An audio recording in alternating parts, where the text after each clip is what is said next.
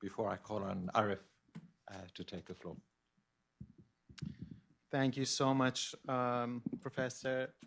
Thank you also to the Keough Institute for International Peace Studies, the Keough School of Global Affairs of Notre Dame for putting this event together and inviting us to speak. What I'll do is divide my what I'm going to say in three categories. First, I want to make a few acknowledgements, and then I will talk about a couple of mind frames that we have been using, or that a certain mind frame that I will propose that we need to use as we engage with Afghanistan. And then lastly, I will propose a set of actions.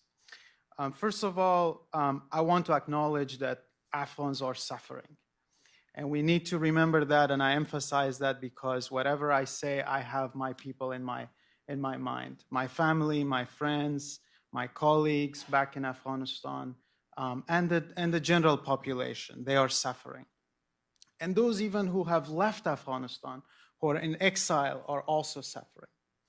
Not only 97% of the Afghan population, after 20 years of international engagement, are left in poverty, but they are faced with hunger. They are faced with a widespread famine in the country. Their human rights are being violated. And these are not just abstract theories that we talk about here. These are concrete realities of my context. I was watching an episode of a conversation on TV last night. There is an analyst that I used to watch in the past who spoke with a lot of zeal, with a lot of passion.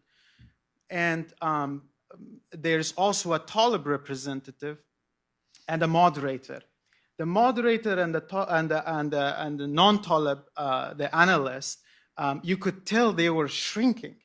They were not speaking with a lot of confidence. They were speaking with a lot of fear. The correspondent posed the question to the analyst to ask him to respond to the Talib's comments. And he said, please do not ask me to face this man, because if I side with him, you will mock me. And if I oppose him, he will threaten me and I will no longer be here.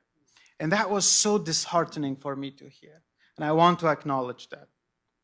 The second acknowledgement is that I want to thank the people of the United States and our partners in other places for standing up with us, particularly over the past 3 months. And I want to emphasize people, because non-government organizations, families, private citizens, they all stood up and they opened their homes and they started working in different channels and groups to provide help to Afghans. And I also acknowledge that there is a dilemma in how we deal with Afghanistan. It's not easy, it is complicated, because on the one hand, there are needs. On the other hand, there's a regime that is very difficult to work with, that imposed itself, that won power through force, not legitimately through elections, but by force, by launching military campaign that was coordinated, that was against the warnings of the international community, in the face of a peace process that was going on. The mind frames. I see a lot of conversations around events, and that's very important. There is a mind frame of an event-based conversation, an event-based engagement with Afghanistan. That's important, particularly when we have a plan in place and we want to implement that plan. In the implementation cycle, an event-based, which means that there is a short-term view, that it is driven by resources of what we have available or what we are willing to allocate, and that we prioritize certain things that we want to see change so that we can check boxes. It is important, but only in the implementation phase. What I would like to propose is a process-based engagement with Afghanistan. Whatever we do, even at the short term, has to be done within a long-term view and the broader context of the complexities of the situation. What we do has to be driven by the needs of people, not by the resources, because resources are subjective.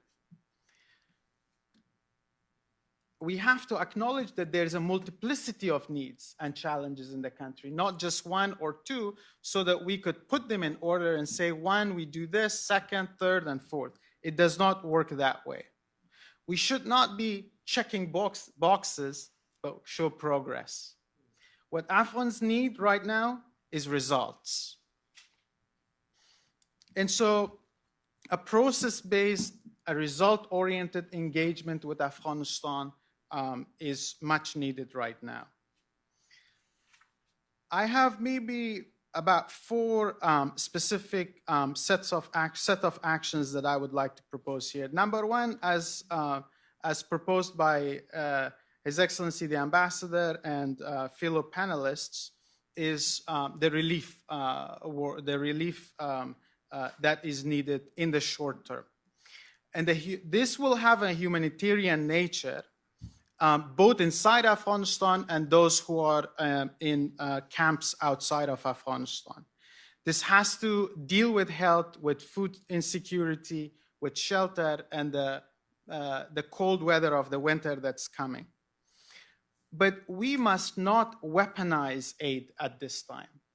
The Taliban used to target our electricity poles, our supply chains, and humanitarian workers. We must not do that. We must not politicize aid. It has to be targeted, like my colleague said here, go directly to the people of Afghanistan, and aid has to be unconditional at this stage.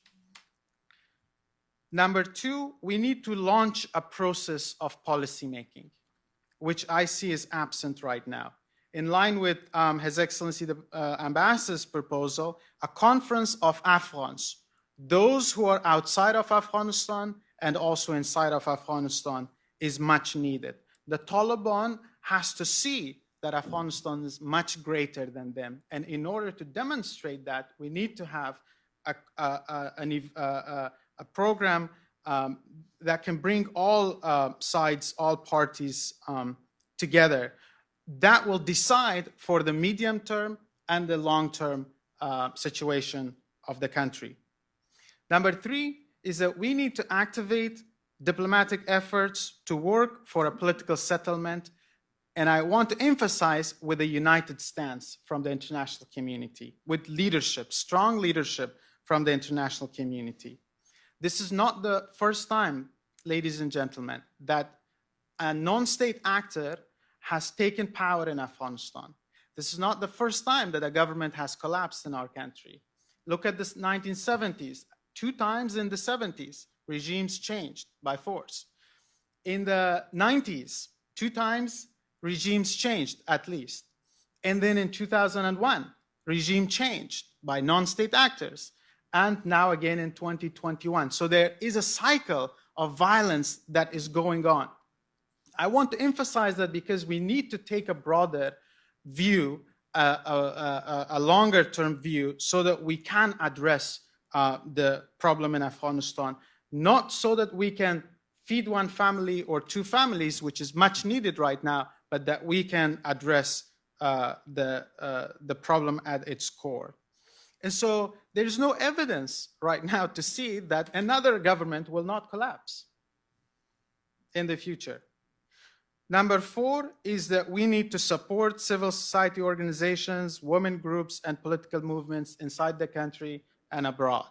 This is really, really important because the alternative will be Daesh, Al-Qaeda, and other terrorist organizations taking power because they have a breeding ground.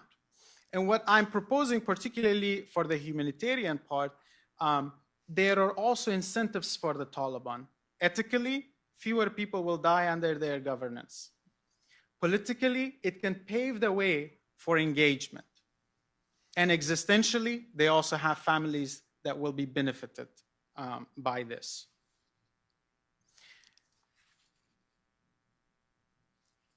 I want to, again, emphasize what has been said. The international community must do these things not because it's ethical, not because they feel pity for Afghans, but because it's strategically the right thing to do right now. Threats from immigration, threats from insecurity and terrorism, all of those will be curbed if we approach the Afghanistan issue with a long-term view and with a package of issues. And finally, I have one recommendation to the Keough School of Global Affairs to turn this conversation into a series so we could build on it. Thank you so much.